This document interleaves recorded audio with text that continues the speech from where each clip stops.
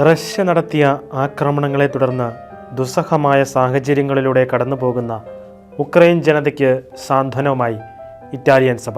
കത്തോലിക്ക സന്നദ്ധ സംഘടനയായ കാരിത്താസിൻ്റെ ഇറ്റാലിയൻ വിഭാഗം ഉക്രൈനിലെ ജനങ്ങൾക്കായി 18 കോടിയോളം രൂപയുടെ പദ്ധതിയാണ് വിഭാവനം ചെയ്തിരിക്കുന്നത്.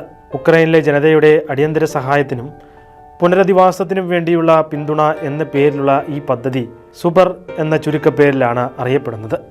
സലേഷ്യൻ സന്യാസ സമൂഹം, കാരിത്താസ് സ്പേസ് സംഘടന, ഉക്രൈൻ കാരിത്താസ്, ഉക്രൈനിലെ പൊൾത്താവ്, കാമിയാൻസ്കെ, ഖാർക്കീവ് എന്നിവിടങ്ങളിലെ പ്രാദേശിക കാരിത്താസ് സംഘടനകൾ പദ്ധതിയിൽ കൈകോർക്കുന്നുണ്ട്. റഷ്യ ഉക്രൈന് നേരെ നടത്തുന്ന ആക്രമണം മൂലം പതിനായിരങ്ങളാണ് പലായനത്തിന് നിർബന്ധിതരായത്. എല്ലായിടത്തും ഭക്ഷണം, ജലം, മരുന്ന്, അടിസ്ഥാന സൗകര്യങ്ങൾ എന്നിവയുടെ അഭാവം രൂക്ഷമാണ്.